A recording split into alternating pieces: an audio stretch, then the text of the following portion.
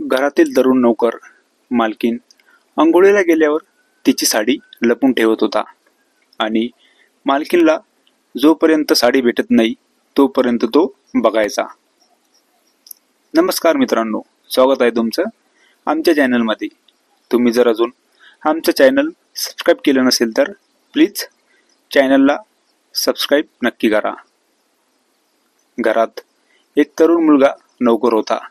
त्याने एकदा त्याच्या मालकीनला अंघोळीला जाताना बघितले आणि नंतर त्याने तिची साडी लपून ठेवली।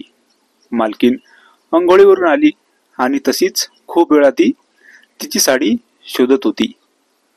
मालकीन जोपर्यंत साडी शोधत होती तोपर्यंत तो तरुण नौकराने काय केले असेल आणि नंतर जेव्हा मालकीनला समजले तेव्हा तिने त्या नौकराला, तर मित्रांनो कथा पूर्ण ऐका, तुम्हाला कथा आवडेल।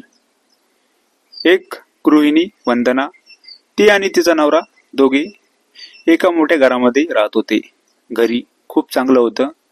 वंदनाचा नवरा खूप मोठा व्यावसायिक होता आणि वंदना घर सांभाळत होती। वंदना खूप दिवसापासून एक नौकर शोधत होती। तिला घरकामाला एक नौकर पाहिजे होता, जेणेकरून तो बाकी सर्व काम करेल। वंदना स्वयंपाक स्वतः करत होती। तिला दुसऱ्याकडून केलेला स्वयंपाक आवडत नव्हता।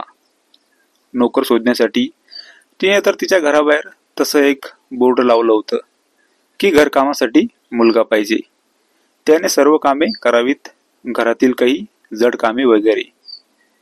एकदा एक तरुण मुलगा वंदनाच्या घरी बेल वाजवतो, तेव्हा वंदना घरी एकटीच होती। तिने दरवाजा उघडला आणि त्या मुलाला विचारले तर तो म्हणाला, मी कामासाठी आलो आहे। वंदनाने त्याची थोडी विचारपूस केली आणि त्याला सांगितले की उद्यापासून ये कामाला। दुसऱ्या दिवशी तो मुलगा कामाला आला आणि तो घरातील काही कामे करत होता। वंदना आंघोळीला गेली होती। अगोदरच्या सवयीप्रमाणे वंदना आंघोळीला गेली। अगोदर ती घरी एकटी राहत होती, त्यामुळे वंदना आंघोळीवरून परत ती तिच्या रूमकडे गेली।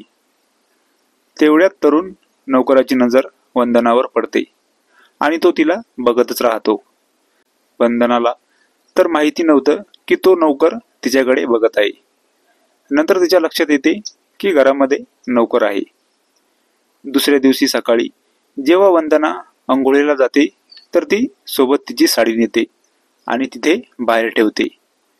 आज पण नौकराची नजर वंदनाकडे जाते, पण आज तिच्याकडे साडी होती, त्यामुळे तो नौकर नाराज झाला होता।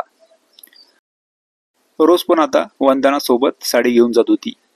नौकर तरुण मुलगा होता, पण त्याने पहिल्या दिवशी जे काही बघितले होते त्यामुळे त्याच्या मनात वंदनाबद्दल थोडे विचित्र।